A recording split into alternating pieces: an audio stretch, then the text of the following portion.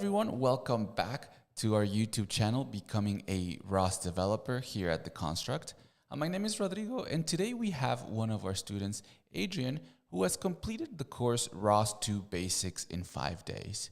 And at the end of this course, there is a project you can present, and this project is actually implemented on a real robot here in our offices. So that's what we're going to be seeing today. So hello, Adrien, how are you? I'm good, and you?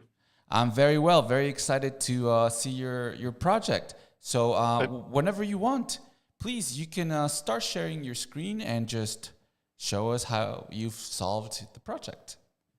Perfect. So I'm sharing my screen right now. So just confirm if you see it. Yes, we can see it. Perfect. So I already compiled and sourced the install the .bash program. Awesome. So I'm just gonna launch mine, which is wall following. Should I explain a bit the? Yeah, maybe as it's doing it, just kind of mention what it's doing. Not technically, but for the people that don't know. Roughly, it should do one full turn of the map, but by finding the wall on the left, and go when you have found the wall, turning around the map, keeping the wall on his side, and always be between 0.2 and 0.3 meters to the wall. Okay, great. So let's see. So now he's looking for the wall. He has found it now. And there is a problem. I see. It's I think maybe it's in because, a strange position. yeah, let's try a bit more like this. More close to not on the corner, let's say. Yeah, not so cornered off. Okay, has found the wall. Going to a distance between 0.2 to 0.3 millimeters. Now he has found the wall actually, and starts to move around, keeping a distance on the right side. Okay, nice. Maybe I can go like a bit through. Absolutely, yes. While it's doing its while thing. it's turning, yeah, while it's doing its thing. Yeah. So what I've implemented is kind of 3 different KP P controller that take role into each other when it's working. All right. Seems like ran into something, huh? Yeah, completely. It's always like this. When you want to share. Yes. Should we start again? Let's see. Normally it's working fine. Okay, it's finding the wall again. And starting compensating to always be between 0.2 and 0.3 meters to the wall. Mm-hmm. And you said you implemented a controller on this? Yes, I have done adding 3 different controller, P controller, nice. just depending on which state it is. So if it's in the middle of the 0.2 or 0.3 meters to the wall, I've called it a perpendicularity controller. That's trying to just keep perpendicular to the wall, and it's always compensating, otherwise to avoid like oscillation. And when like this 0.25 millimeter is of error is exceeded, so between the 0.2 and 0.3, there's the distance control, like to always be between the 0.2 and 0.3. And on the third one is basically just to make the turn, one of the 4th turn, based on the front laser. All right. Is that, I see some like front laser output and things like that in the terminal. Is that what exactly. You're just having some. Yeah, it's a bit messy because I'm putting. The thing is interesting, but here's one of my distant control that is taking care of. Distance control. Can I see maybe some perpendicularity one? Yeah, here, for example, here we have a perpendicular one because we are at 0.25 distance to the wall. So it's basically saying, okay, I'm in a good margin, just keep going straight or straight. perpendicular to the roll, and not always trying to compensate something. Otherwise, you also have something. You see, now is the turn control, as you can see, because it has done the turn. And it looks But like that's the failure point. yeah, Oh, maybe it it's the finished. turn. And then it's finished because, I mean, the project requested to do one full turn. Yeah. And as you can see, I mean, he has done one. I started roughly around here. And at the end, I'm printing all the odometry values that I recorded. Great. So that's like the path that the robot took. Yeah, exactly. Basically. Yeah. All right. Awesome. Great. We saw it. I mean, did the lab. So congratulations. Really nice. So could you just go a little bit deeper into explaining how you did each section? Sure. Great. Can I share my screen again? I mean, still, but I've Yeah, I done can a see the small presentation now. presentation really quick. So this is me. So there are three parts in the project. The first one was basically to do this wall following with implementing subscribers and publisher. The second part was to create a service to find the wall. So it's the first service that is launched to find the wall that you want to follow. And the further part was to record the odometry and stop the robot when it has done a full term. So the first part is the longer, let's say. So as I have done a small drawing here, just to explain the concept. So the goal is to be always in this green area, which is between 0.3 and 0.2 meters to the wall, right? And so this is the first P controller that I have implemented. As I told you, there is three of them. And to always keep the distance, I mean, it's computing the error toward the walls as a mean, taking basically the mean of each laser of a given angle of 20 degrees around the right laser of the LiDAR, and computing the mean to avoid strange behavior, let's say, and better for stability. And then based on the outputs, I mean, I have tuned the keep pay distance value, and it's doing what it should do, basically. This is just to keep always be between 0.3 and 0.2. Then you have this perpendicularity control. What I have added is if you are in between this let's say bluish area, right, which is 0.5 on the left and on the right. So still in the really middle, you have a margin that say, okay, if you're still in this, don't care about the distance because you know that you are fine, but care to be perpendicular. And as long as you're perpendicular normally, you will never get out of this area or even bluish area, right? So this is another P control, the same with the error, and another coefficient for the KP perpendicularity, as I call it. And so basically, it's working like this. To compute the error, the fun fact is what I've done is taking all the measurements. The 20 degrees is wrong, sorry for that. But I'm taking all the laser value of the right side of the robot. Yeah. And additioning and subtracting the opposite ones. So for example, the front one will be subscribing with the rear one. The front plus one will be subscribing to the rear one minus one, etc. So when you have an angle, the rest is something. If you are perfectly perpendicular, the rest is zero.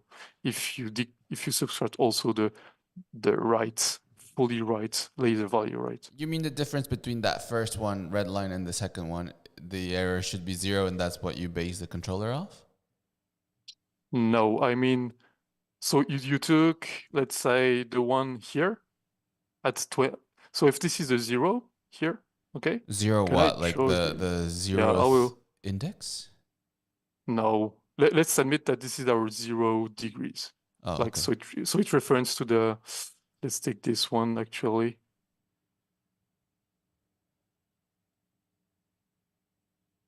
Now I'm stuck, okay.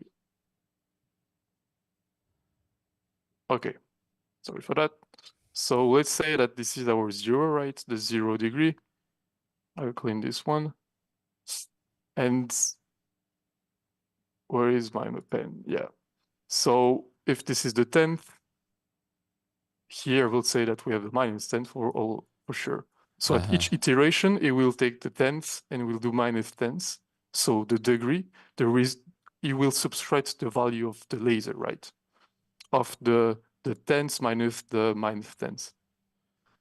But doing that for all the degree of the laser that are in this area, right? Because we always want to keep perpendicular to the right wall. Right. So that means that you're subtracting, right?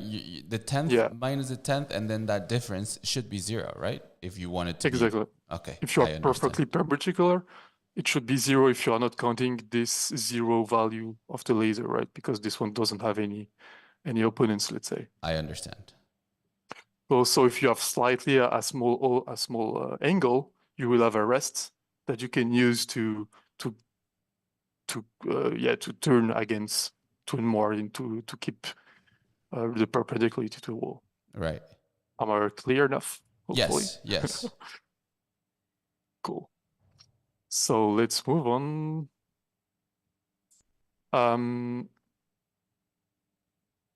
Yeah, and the last one is just the front one. So based on the front laser value, it will basically start to turn when the front laser receive a value lower than 0.5.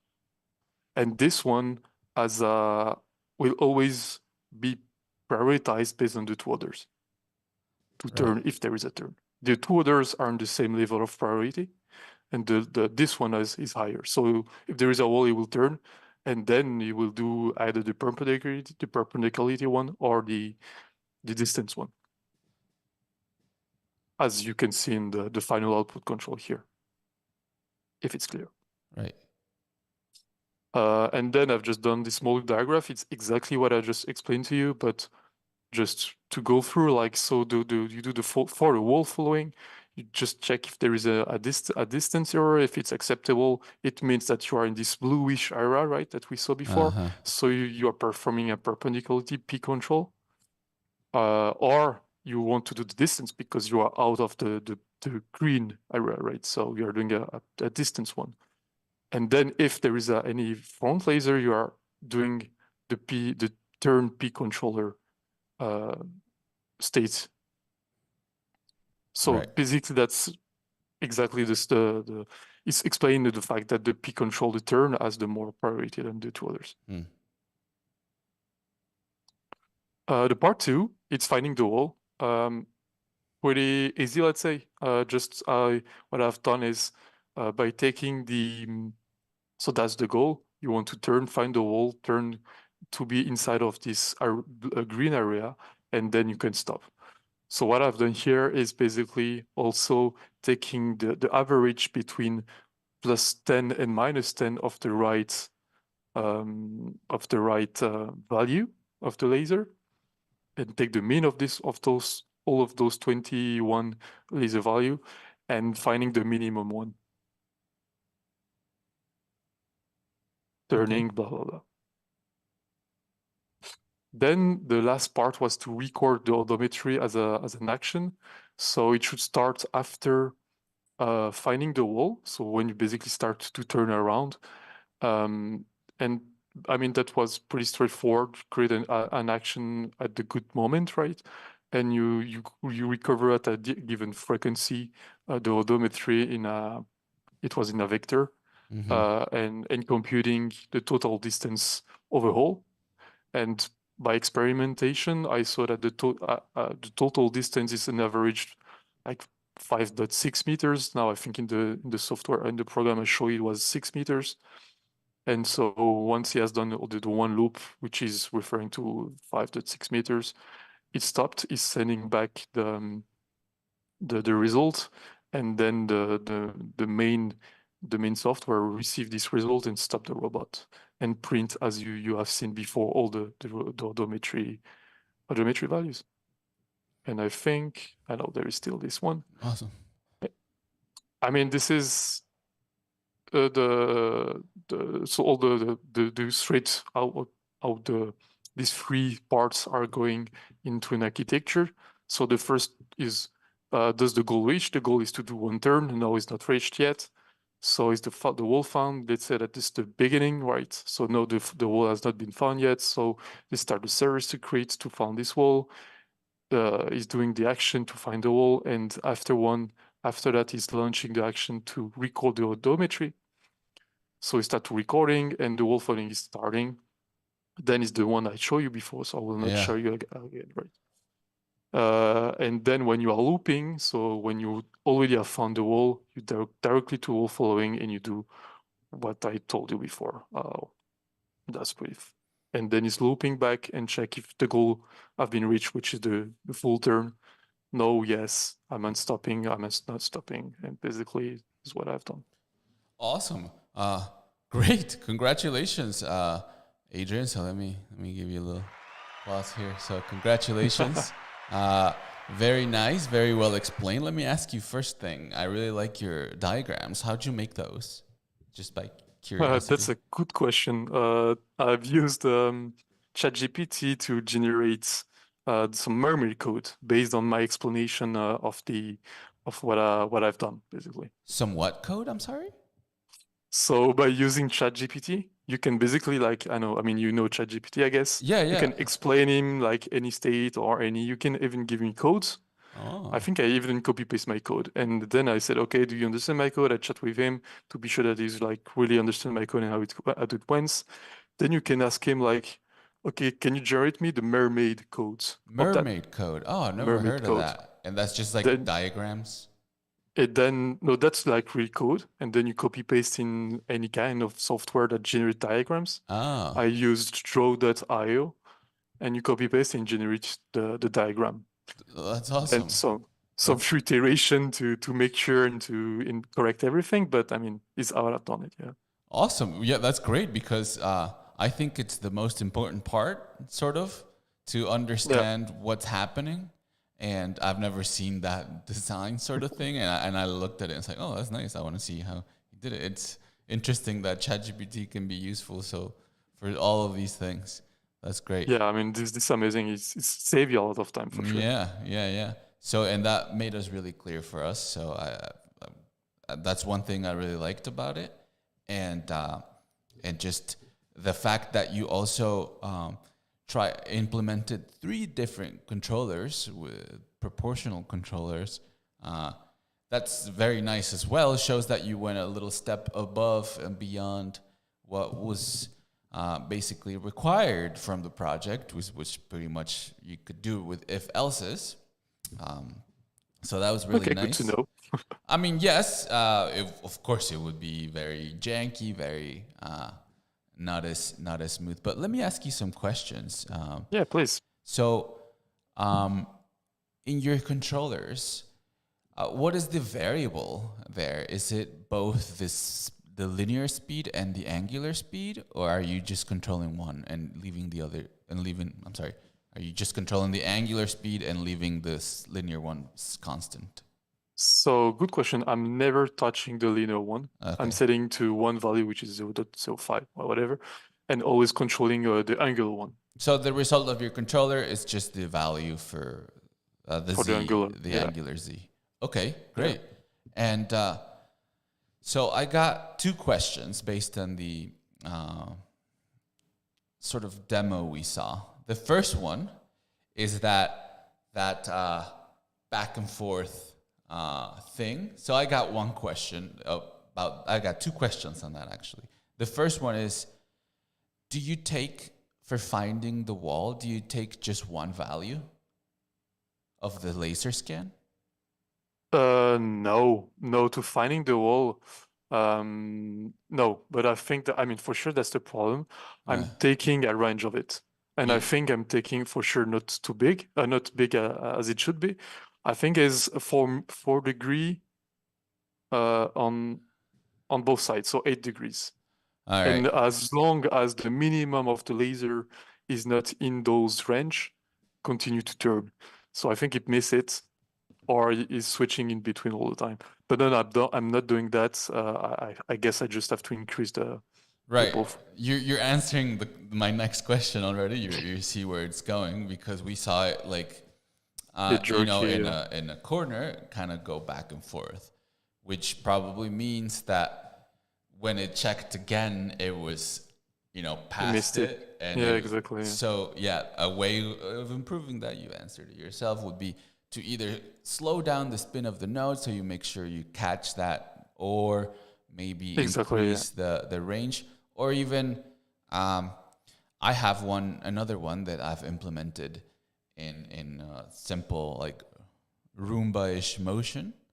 You know, like when you run into a corner, you're gonna have that issue too, that you're going to be going back and forth. Stuck. Yeah. So another simple thing that I implement all the time is that when that happens, you know, the angular is changing sign, right? It's going plus or minus. Yeah. So you can detect that it's jerky. So I just do like, if it's 5 times, if it's changed 5 times, you know, just do a full turn, or, you know, whatever you want to just sort of just take a decision, right? get unstuck of that situation.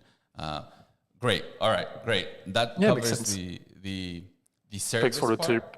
Yeah. And the other is, we saw it run into the wall, right?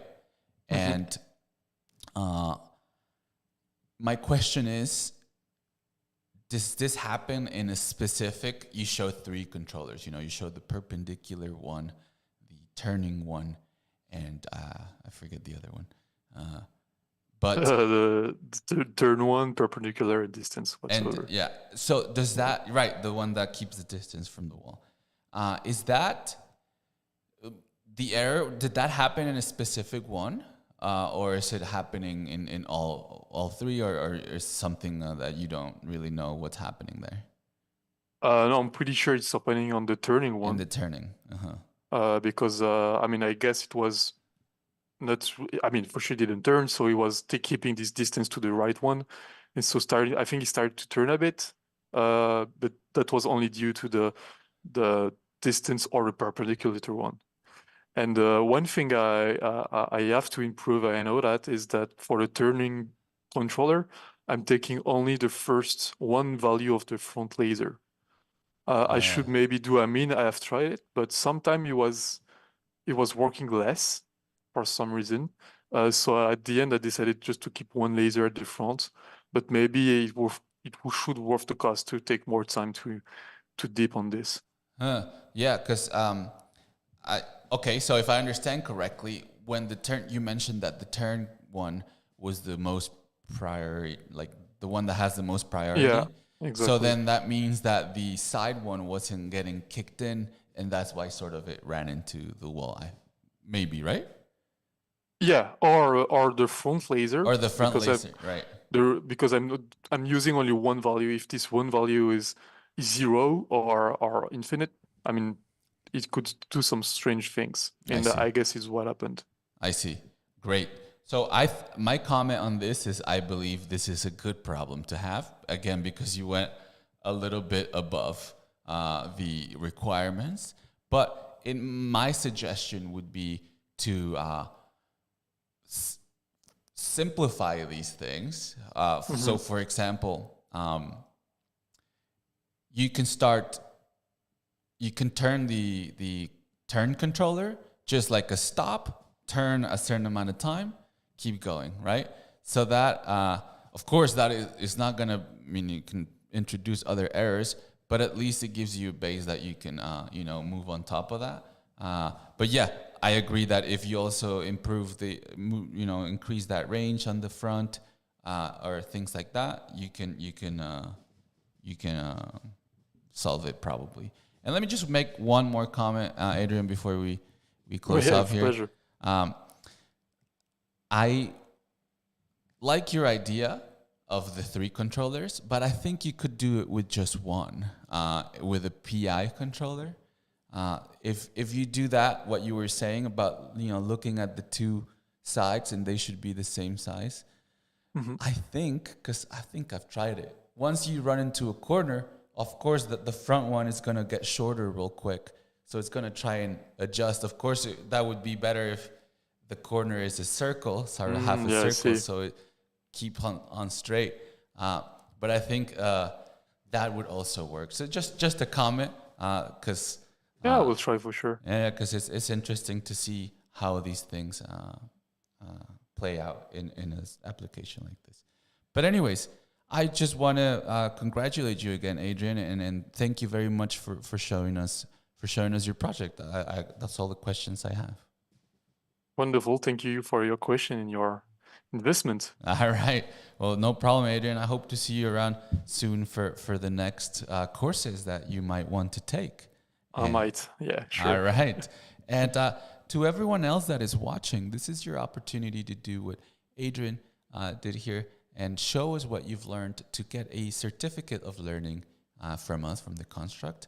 So I invite everyone that's watching to do the same here as Adrien has done here. And that is it from us, guys. We'll see you again next time for our next presentations. And thank you, Adrien, one more time. And I hope to see you soon.